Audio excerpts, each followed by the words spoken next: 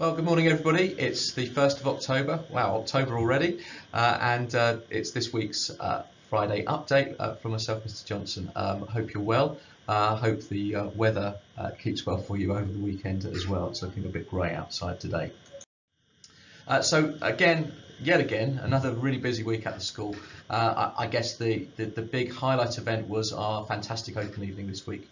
It was just a privilege to welcome so many families in. We had about 550 people attend, and the school really did look fantastic. The staff pulled out all the stops, but perhaps pride of place should go to our students who were showing people around and talking to the visitors about their experience of school, and just sold the school in such a brilliant way. Really proud of everybody that was involved, including the many students that assisted us. This week's also been a big week for careers and destinations work. That's an area of work that we take very seriously in the school, put a lot of resource and a lot of effort into making sure that our students leave the school here at age 16 with the right places to go to next. And this week we've had a couple of career days for Year 11, and this afternoon Year 11 attended a higher and further education careers fair at our sister school, Maiden Early School, and that's all about giving them information, advice and guidance that they will be able to use and put into practice for those big decisions that are coming very soon for them.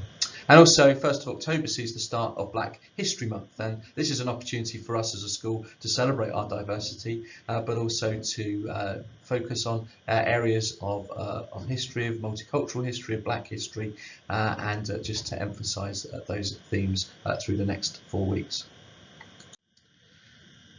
Yesterday we heard from the government that they have now decided on what adjustments will be made for next year's GCSE courses and assessments. It's a sort of subject by subject approach. The assumption is that GCSEs will be sat next summer, and I think the government will do all they can to make sure that that happens this year. We need to work through the detail of that, and we'll be sending out some guidance subject by subject as to what the adaptations are going to mean. The aim is to try and recognise that obviously the current Year 11 have had disruption to their learning, and to try and make that assessment approach a little bit fairer.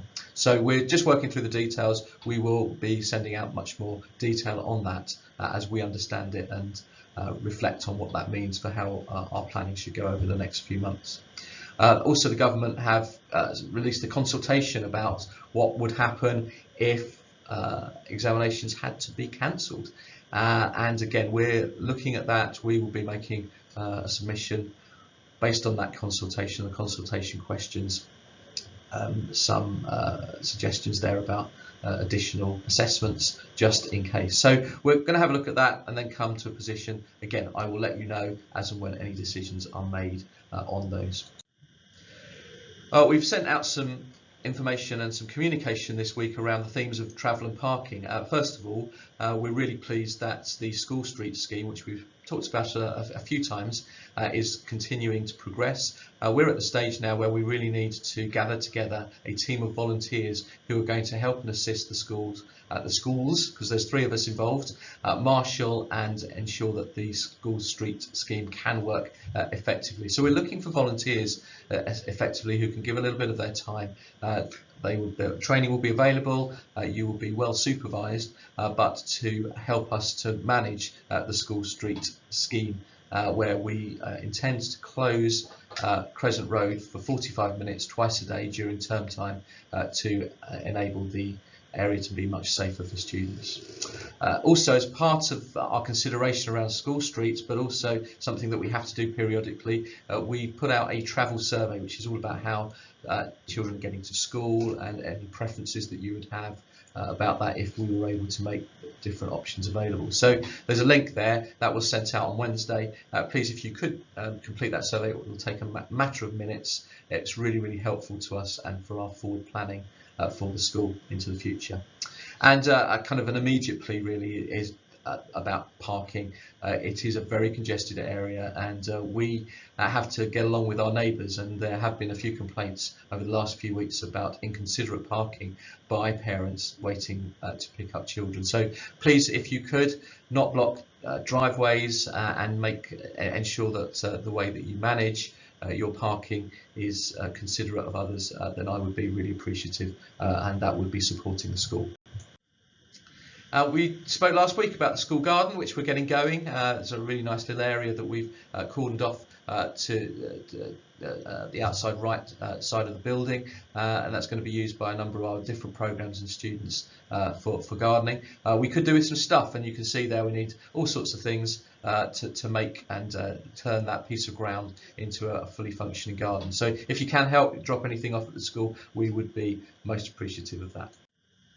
And finally, we, at the start of every year, we publish a school improvement plan. That's a sort of parent version of that is up on our website. You can find the link there. And that just goes through the things that we're particularly working on around developing the school and pushing the school on. That we continually are looking to do things better. And that's very much the ethos that we have. It's the ethos we share with students. And you can see the details of our school improvement plan on that link there. We were also asking you your opinions as parents about virtual parents' evenings. We were forced to do those last year because of the pandemic, but actually many parents have turned around to us to say they think it's a really good idea to continue to have a more virtual approach with those parents' evenings. It makes it perhaps more flexible and more practical for many parents, and we did actually see the engagement figures increase. So we want to ask you whether that is something that you want to continue with, or would you prefer to come back in and be seeing staff face to face. So please do share your views on the survey that we sent out on Wednesday, and again there's a link to that survey on the PowerPoint here.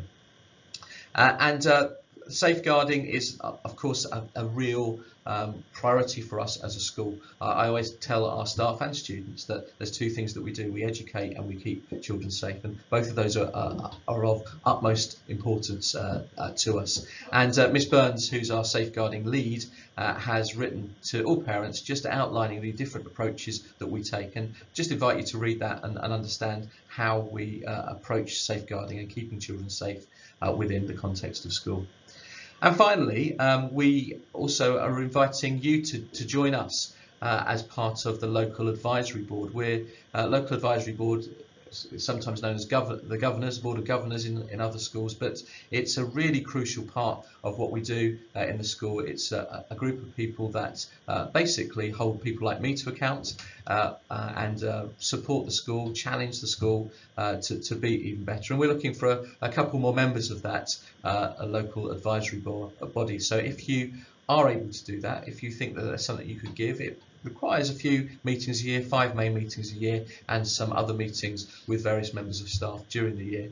Then do let me know. I'm very happy to discuss that with you, or ask you to talk to our chair of the lab, Phil Simmons, and he'd be very happy to talk to others that might be interested. So just drop us the line to the school, and we will see what we can do there. So thanks for considering. So that's it for us. Hope you have a good weekend. As ever, please get in touch with us if you need to. We're always putting things out on the Twitter feed there, pictures and highlights. So if you haven't done so already, you might want to consider subscribing to that. Have a good weekend, and we'll see you next week. Bye for now.